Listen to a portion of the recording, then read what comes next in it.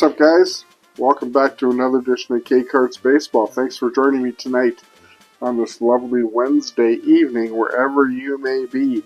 It is in fact Wednesday evening, and that must mean it is time for another Vintage Card Wednesday. Tonight we are going back to baseball, and we're going to talk 1973 Topps. I have covered football the last, 3 or 4 Wednesdays, and I thought I would give football a break and go back to baseball. So we'll go back to football in a week or two, but in the meantime, let's get into these 1973 Topps cards. I do want to apologize to you up front. This hotel room, it is a nice hotel room, but the lighting isn't the best in here. I've got this rinky-dink light set up. I'll show you it. Yeah, so that's why the lighting might not be the best, but we'll make do with what we got.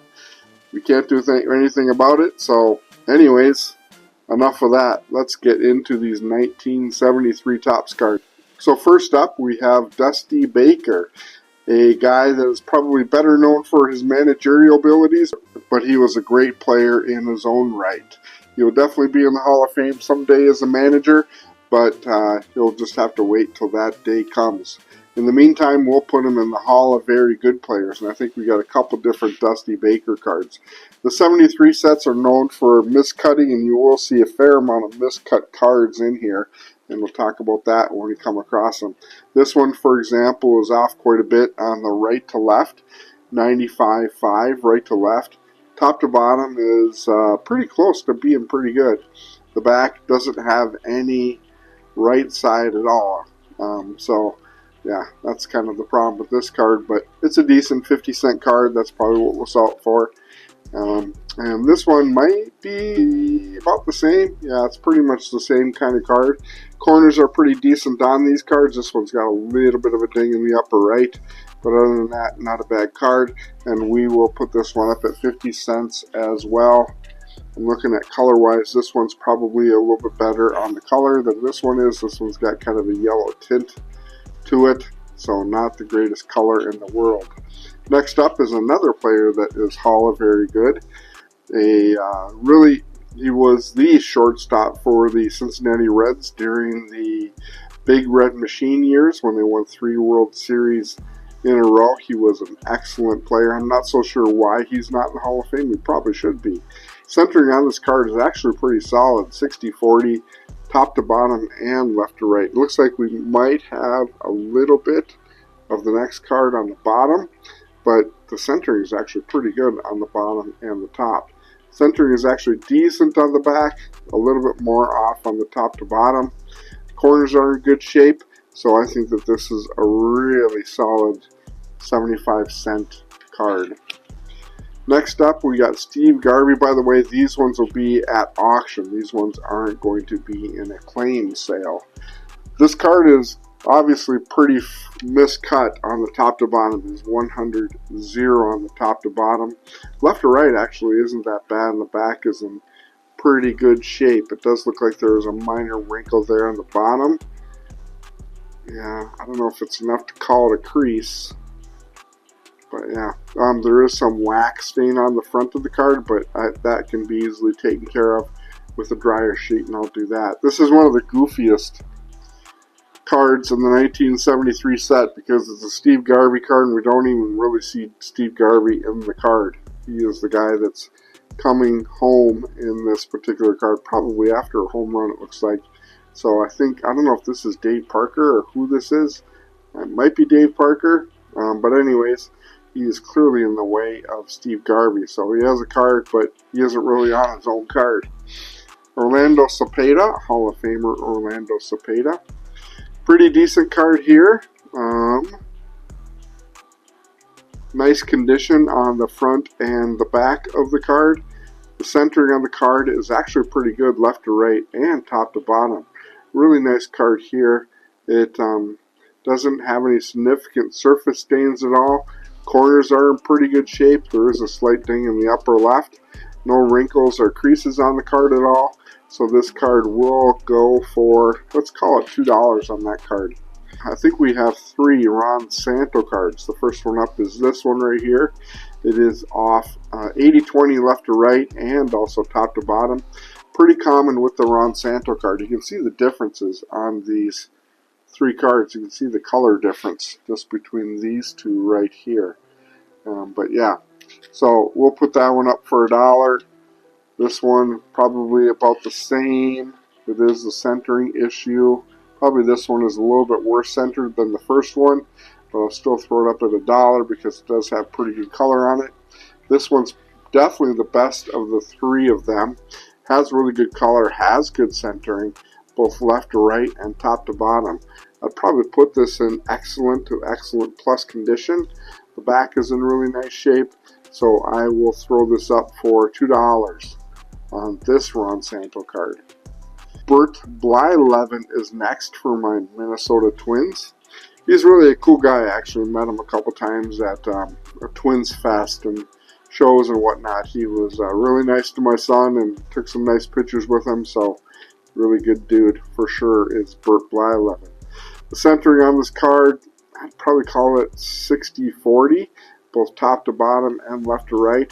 It is missing the right side of the card on the back, but the centering on the top to bottom is a little bit off. There's some fraying of the edge down there on the bottom, and this corner on the back is pretty dinged up.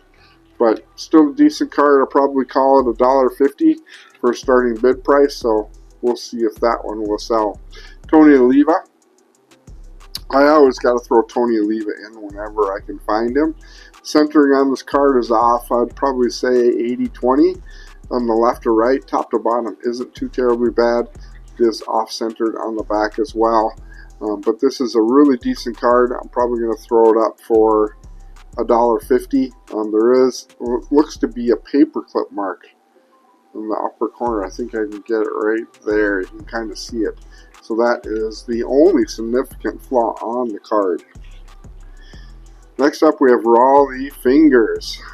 Before he had the big handlebar mustache. Anyways, the card is in decent shape. We'll call it 95 or maybe 98-2 top to bottom. Centering left to right actually isn't too bad. It is off center on the back, but the back is in good condition. Call it $1 on the Rollie Fingers card. Oh man, keep yawning. I don't know, must be tired. Been a rough few days here in South Dakota. Long drive today. I didn't get into Aberdeen here until about 8:30 tonight. So, anyways, enough of that. Jim Catfish Hunter in his Oakland A's days, back when he was a member of their World Series winning teams.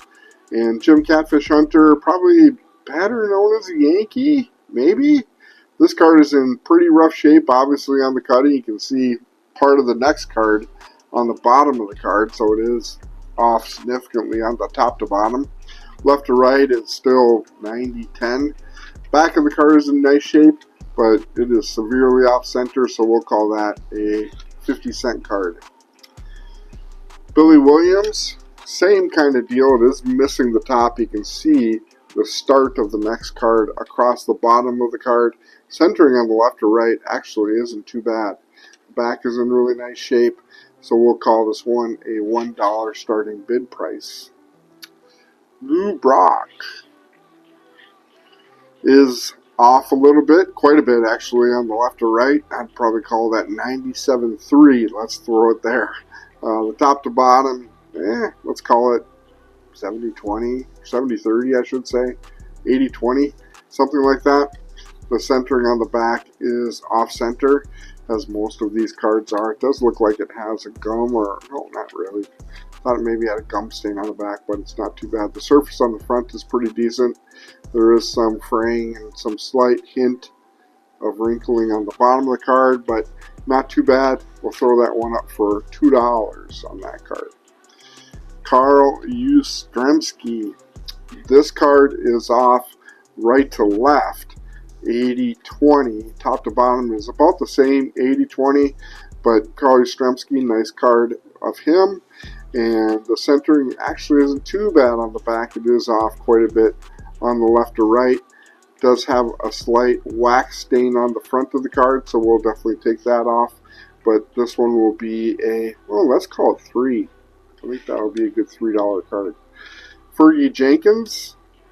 This card is off quite a bit on the top to bottom. It is 80-20. Left to right actually isn't too bad. Let's call it 65-35 on the left to right. The centering on the back of the card is kind of the same. It is off top to bottom. Left to right isn't too bad. So we'll call this a $2 starting bid price on the Fergie Jenkins. I think we got a couple of Don Suttons. Nope, just one Don Sutton. Pretty severely miscut. You can see there is a San Francisco Giant player that's up next, a Giant pitcher, and does cut off the name of the team, the Los Angeles Dodgers, on the bottom of the card underneath the name, and you see only half the pitcher word right there in the bottom right hand corner. Centering hasn't too bad on left to right. I call it 70-30, but it is pretty badly off center on the top to bottom. Next up we have Bobby Bonds. You can see this one is in pretty rough shape. On the left to right, it is miscut fairly bad. You can see part of the next card on the left hand edge. It does not have a right hand edge at all. Top to bottom is, let's call it 70-30 on the top to bottom. But it is still a Bobby Bonds card, and I will call this a $1 starting bid price for that card. Frank Robinson is going to be the same. It's kind of a shame because this card would be worth a lot more if it was cut properly. Pretty much the same as what the Bobby Bonds card was. It does have part of the next card on the left-hand side, and it is missing the right-hand edge. It is also at an angle. You can see on the top how it gets thicker as you go to the right-hand side of the card. And the same as on the bottom, but again, it gets thicker when you go right to left on the card. So pretty poorly cut card here of Frank Robinson. That's why the starting bid price is going to be $1 for that card. Now here's where we get to the leader cards. We got the batting leader cards, ERAs, all those ones. So first up, we got the 1972 batting leader cards. We have two Hall of Famers on this card with Billy Williams and Sir Rodney Carew. This card is actually centered 80-20 on the left to right. Top to bottom isn't too terrible. I'd probably call that 70-30 on the top to bottom. It is missing the edge over here on the right hand side on the back, but not a bad card. We'll start this one out at $1 for the Billy Williams and Rod Carew card. Next up, we got Johnny Bench and Dick Allen on the 1972 RBI leader card. This card pretty well centered left to right. I'm going to call that 60-40. Top to bottom is 60-40 as well. The back of the card is okay. It is a little bit off center. Corners are in really nice shape. So I'm going to call this a $1 card as well. It does have a little bit of a ding in the upper right-hand corner. We have the stolen base leaders card with Hall of Famer Lou Brock on it. This card is going to be off-center on the left to right as well. Top to bottom actually isn't too bad on this card at all. But we'll call this a $1 card as well, and that will be the starting bid price for that. Next up, we got the earned run average leaders with Steve Carlton and Luis Tiant. He probably should have been a Hall of Famer. Was a great pitcher for a long time for both my Twins and the Boston Red Sox. Probably better known as a Boston Red Sox. I think he played with the Yankees as well.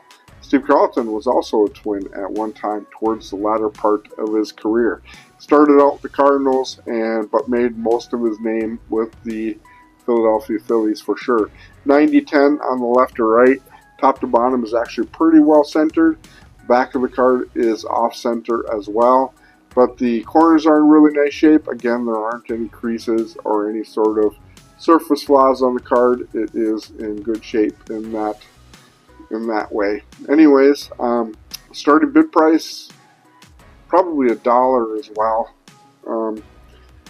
Here we get into the Steve Carlton and Nolan Ryan cards, and these will all be strikeout leader cards. This card, and I think all three are going to be the same, where they are off center quite a bit left to right. I'm going to call it 90-10.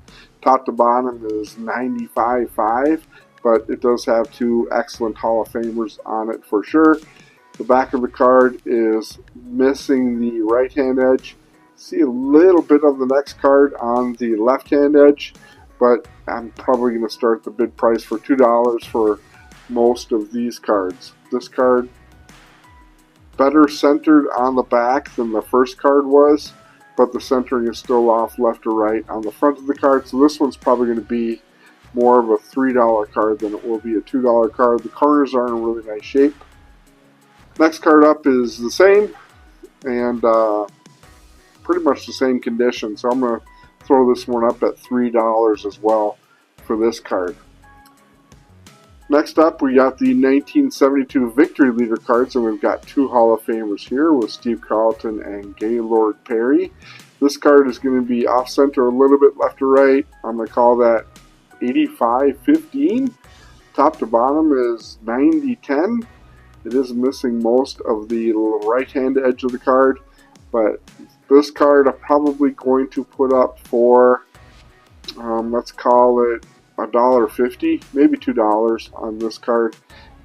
27 wins for Steve Carlton that year. I don't think we'll ever see anybody get that many wins again for sure. And two 24 game winners in the American League. Checklist card. Now these are always kind of interesting because they're hard to find with no marks on them for people filling in the boxes. This is for card numbers 397 to 528, so about the middle part of the set. It does have some Hall of Famers on it, but it is a pretty nice card for sure. The centering on it is actually pretty good. Again, there's no pencil marks on it at all or ink marks on it at all, which is pretty rare for this set, so these ones actually can be pretty valuable. I'm going to call this a $3 card as far as the starting bid price. The final card we have is the 1972 Batting Leaders card. This one also has two Hall of Famers on it with Billy Williams and Sir Rodney Carew. Centering on this card is 80-20 top to bottom. I'm going to call it the same, maybe 70-30. Back of the card is going to be off-center. No wax or gum stains on the card. And there is a slight issue up here in the upper left. Almost looks like it might be a little bit of a wrinkle, but I'm not going to call it that at all. It doesn't go all the way through the card, but anyways, I'm going to call this a $1 card for a starting bid price. So that is what we got tonight on the 73s, guys. Let me know what you think about this set. I'd be very curious to hear what you guys have to say about the 1973 set. Not a bad set overall. The condition of them wasn't really that great because there was a lot of miscut cards. The photography wasn't the greatest, like you guys saw earlier on that Steve Garvey card.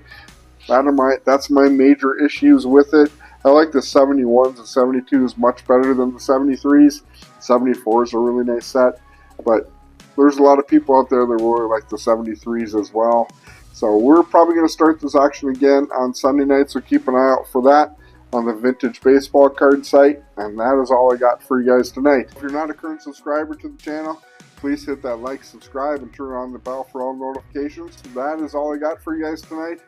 Be safe out there, and happy collecting. We'll talk to you guys later on.